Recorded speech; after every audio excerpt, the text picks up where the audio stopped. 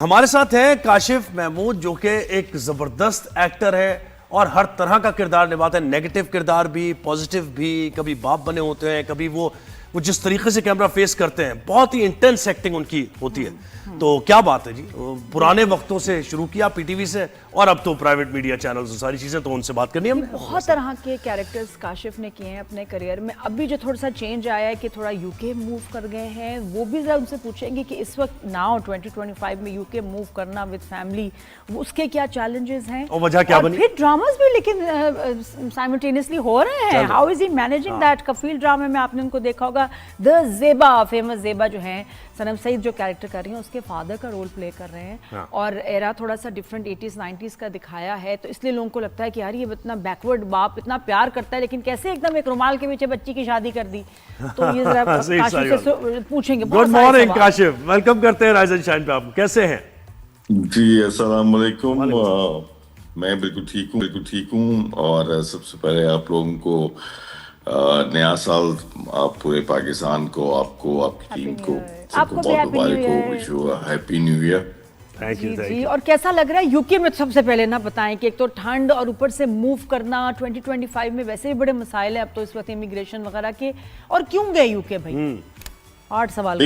وہ میں نے آپ کا پروگرام دیکھا، آپ نے اس میں کہا کہ میں یو کے موو ہو گیا ہوں. میں یو کے میں ہوں اس وقت ضرور، لیکن آپ یہ کہہ سکتی ہیں کہ میں پارشلی رہ رہا ہوں. میں کوئی بالکل شفٹ نہیں ہوا. میں پاکستان میں بھی ہوں اور میں یو کے میں بھی ہوں. بس آپ یہ کہہ سکتی ہیں کہ پاکستان پہلا گھر ہے اور یو کے جو ہے اب وہ دوسرا گھر ہو گیا. بچوں کی پڑھائی کی وجہ سے تو نہیں کاشف کہ بچوں کے وہ کالج والے ٹائم آ گیا ہے تو اس لیے فیملی کو وہاں موو کرنا ہے؟ نادیہ یہ بہت لمبی کہانی ہے. کچھ حالات و واقعات ایسے ابھی وہ ڈسکس کریں گے تھوڑے لمبی کہانی. نہیں بولنا. کچھ چیزیں ایسی ہوتی ہیں جو آپ کی چوائس آپ کی نہیں ہوتی لیکن آپ کو کرنی پڑتی ہیں. بس کچھ ایسی سلسلہ ہے. ٹھیک ہے. لیکن ڈرامے چل رہے ہیں، یہ اچھی کی بات ہے کہ ہم آپ کو دیکھ رہے ہیں، یہ نہیں کہ کٹ آف ہو گئے. ڈرامے میں دیکھ رہے ہیں، کفیل میں دیکھ رہے ہیں، بڑا مزیدار کیریکٹر ہے. لاسٹ ایئر میں تقریباً 4 دفعہ آیا تھا پاکستان. اس دفعہ میں اس سال میں 3 دفعہ آیا ہوں. سو میں ہر 2 ڈھائی 3 مہینے کے بعد جو ہے وہ چلا جاتا ہوں.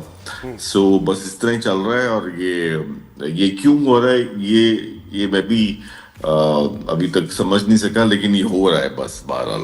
اچھا، تھوڑا سا یہ اپنے کیریکٹر کے بارے میں کاشف بتائیں گے. جو فادر ہے اور یہ کیا ایک تو یہ 80s 90s کا ٹائم بتایا ہوا ہے جس میں رومال پہ میسج لکھے جاتے تھے. یہ 2000 کا ٹائم بتایا ہے کہ آپ یہ سمجھ سکتے ہیں کہ تقریباً کوئی 2000 کے آس پاس کو 25 سال پہلے کی کہانی ہے یہ بیسیکلی. سو آپ یعنی کفیل کو جب آپ دیکھتی ہیں تو آپ کو، مجھے ایسا لگتا ہے جب اس کو کرتے ہوئے بھی، کہ جیسے ایک پی ٹی وی کا ایک بہت ہی ٹھہراؤ والا اور بہت ہی تحمل والا سمجھ آنے والی کہانی، کچھ ایسا کام کرنے کی کوشش کی ہے پوری ٹیم نے. اور عمیر احمد جو ہیں ان کا اسکرپٹ ہے اور خاص طور پہ میسم ڈائریکٹر بہت کا کام جو ہے وہ، میں نے پہلی دفعہ ان کے ساتھ کام کیا اور ان کے ساتھ کام کرنے کے بعد بہت ہی اچھا لگا.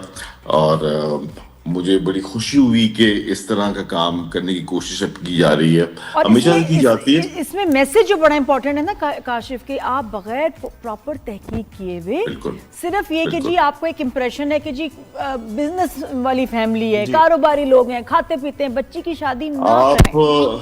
نادی اگر آپ اس کی کامنٹس میں پڑھیں نا، میں کل پرسوں میں کچھ کامنٹس پڑھ رہا تھا اس کے ویوز کے اوپر، تو ہر دوسرا کامنٹ جو ہے نا وہ یہ کہہ رہا تھا کہ یہ تو میری کہانی ہے، یا یہ تو میرے ساتھ ایسے ہوا ہے، یا ہمارے ساتھ ایسا، یا ہمارے کسی کے ساتھ ایسا ہوا ہے. بیسیکلی یہ جو ارینج میرجز ہوتی ہیں اس میں ایسی چیز ہو جاتی ہے. اور خاص طور پہ بہت سی ایسی شادیاں ہوتی ہیں جو بہت ہی عجلت میں کی جاتی ہیں، یا بہت ہی جلدی میں سب کچھ ہو جاتا ہے. اور کچھ ایسی ہی کہانی اس میں رکھی گئی کہ عجلت میں جو ہے وہ شادی ہو گئی اور ایک غلط انتخاب ہو گیا. اور اب باپ کو کے لیے یہ فیلنگ ہے کہ اس کی جو پیاری زیبا ہے اس کے لیے اس نے بہت بڑی غلطی کی ہے. تو اب اس گلٹ کو آگے کہانی کیسے لے کے چلے گی.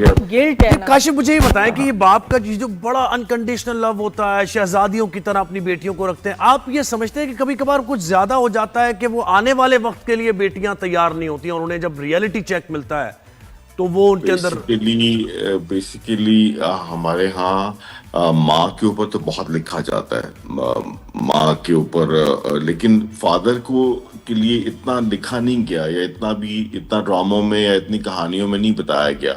اور خاص طور پہ وہ جو میسم نے بہت ہی خوبصورتی سے وہ جو کہا ہے نا کہ جب باپ ساتھ میں ہو تو اولاد کے لیے کچھ بھی مہنگا نہیں ہوتا, یا اس طرح کا, تو وہ ایک بہت ہی قریب سے میسج جو ہے وہ دیا گیا. اور خاص طور پہ میں تعریف کروں گا پوری ٹیم کی, یعنی کہ پروڈکشن ہاؤس سے لے کر میسن تک. یہاں دیکھنا, ہیلو, یہاں کیمرے میں, ہاں ذرا کیمرے میں دیکھنا نا, تو اوے ہو گئے بالکل. اتنی بہترین آپ نے ہیٹ پہنی ہوئی ہے, زبردست لگ رہے ہیں آپ. اچھا, اور دوسرا ایک اور اس میں ایک بڑا امپورٹنٹ اور پوائنٹ اس میں اٹھایا جو کہ 90s میں شاید اب بھی لوگ اس سے گزرتے ہیں کہ جی لالچی داماد جو کہ ہر چیز کے لیے اپنی بیوی کو مجبور کرے کہ اپنی فیملی سے لو, ان سے پیسے منگواؤ, واپس بھی نہ کرنا, ان سے کہو مجھے یہ لے کے دیں, فرمائشیں, فرنیچر ہو گیا, انویسٹ کر دو میرے بزنس, دے دو, یہ دے دو, اور بے شرمی اور ڈھٹائی سے ایسے داماد ہیں جو مانگتے ہیں. بالکل اس رشتے کی ظاہر ابتدائی, اور ابھی بھی ہیں. ہاں ابھی, اور یہ ہمیشہ سے یہ جو لفظ ہے نا داماد, یہ اس میں ہم بہت پریویلیج لیتے ہیں, اور مجھے لگتا ہے کہ یہ مردوں کے اندر جو ہے ایک بہت ہی ایک کیا کہنا چاہیے اس کو, یہ چیز ہمارے خاص طور پہ ہمارے سب کانٹیننٹ کے اندر یہ چیز بہت زیادہ ہے. اور داماد اپنے آپ کو کچھ بہت ہی ابو سی چیز سمجھتے ہیں, اور اس میں جو ہے بہت پریویلیج لینے کی کوشش کرتے ہیں, جو کہ بہت ہی ڈارک پہلو ہے ہماری سوسائٹی کا. مجھے کاشف وہ بات یاد آ گئی, خواجہ اینڈ سنز والے آفٹر آل داماد ہیں وہ سارے ہمارے. ہاں جی بالکل, آفٹر آل داماد, بالکل صحیح کہہ رہے ہیں. اچھا, مجھے آپ کی لائف بڑی مطلب فل آف ایونٹس, ٹھیک ہے, آپ نے جتنا اسٹرگل شروع میں کیا, پاکستان ٹیلی ویژن کے چکر لگا رہے ہیں, کام نہیں مل رہا, غربت بھی آپ نے دیکھی, تو یہ مجھے بتائیں یہ کتنا ایک ایز این ایکٹر کتنا فائدہ دیتا ہے جب آپ کو کام ملنا شروع ہو جاتا ہے مختلف کیریکٹرز میں. اور اسٹرگل کتنی ہے؟ اسٹرگل تو دیکھیں, اسٹرگل تو بہت ہی زیادہ ہے, اور مجھے لگتا ہے کہ تھرڈ ورلڈ کنٹری کے جو نوجوان ہوتے ہیں جو خواب دیکھتے ہیں, اور خواب دیکھنے کے بعد اپنی تعبیر کے لیے محنت کرتے ہیں, تو وہ کچھ ایسی کہانی میری بھی ہے. اور میں جو ہے آپ کو بتاؤں کہ یہ جو خاتون آپ کے ساتھ بیٹھی ہیں, جو پہلی کہانی میں نے اپنے لیے لکھی تھی آج سے کوئی کافی سال پہلے, کتنے سال پہلے یہ تو میں نہیں بتاؤں گا, لیکن کافی سال پہلے, نہیں 96-97 کی بات ہے. تو جب میں کہانی لکھ رہا تھا تو لکھتے ہوئے جو چہرہ میرے ذہن میں تھا وہ نادیہ کا ہی تھا. اور ان کو یاد ہوگا پنڈی میں ان کے گھر گیا اور ان سے ملاقات ہوئی اور ان کو وہ کہانی سنائی میں نے. کیا کیریکٹر تھا, کیا کیریکٹر؟ اس ڈرامے کا نام آشیانہ تھا. اور کیریکٹر کیا تھا؟ اور وہ کیریکٹر جو تھا وہ ایک فیملی تھی, اس فیملی کی ایک ایسی لڑکی کی کہانی تھی جو تھی تو چھوٹی یا بہن تھی, لیکن وہ ماں کی طرح سارے گھر کو, اس آشیانہ کی سب سے بڑا کیریکٹر جو تھا نا وہ بہن کا تھا. تو بہرحال وہ ہم کر نہیں سکے. تو بس اسٹرگل جو ہے وہ چلتی رہی, اور اس کے بعد جو ہے سم ہاؤ کسی نہ کسی طریقے سے میں نے وہ ڈرامہ بنا لیا آشیانہ.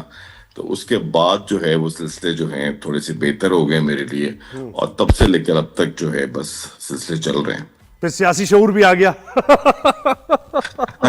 اور وہ بالکل ٹائمز بھی ایسے, چینل بھی کم تھے, مشکل کام تھا اس وقت. اب میں چاہتا ہوں کہ میں جو کام کر رہا ہوں اس پہلو کو اجاگر کیا جائے, کیونکہ وہ اب اس قابل ہو گیا ہے کہ پورے پاکستان کو بتایا جائے کہ میں کیا کر رہا ہوں. کیا بات. بیسیکلی آشیانہ ویلفیئر سسٹم آج سے 5 سال پہلے میں نے ایک پروجیکٹ شروع کیا, اور ہم نے Arif Mahmood dialysis and diagnostic hospital Raiwind road پہ 3 کنال کا یہ ہاسپٹل 5 سال پہلے میں نے شروع کیا, اور ہم نے ایک ڈائلسس مشین سے شروع کیا, اور آج ایک ڈائلسس شروع کیا, اور آج ہم 600 dialysis absolutely free with medicine, with ultrasound facility, with lab facility, with food, ہم absolutely free کر رہے ہیں.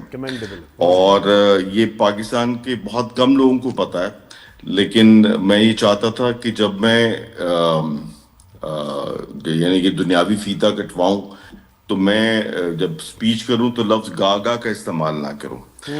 ہم یہ کہیں کہ ہم نے ایک ہاسپٹل بنا دیا ہے, تو اب ہم اس قابل ہو گئے ہیں کہ ہم 600 ڈائلسس کر رہے ہیں ایبسولوٹلی فری لاہور کے اندر.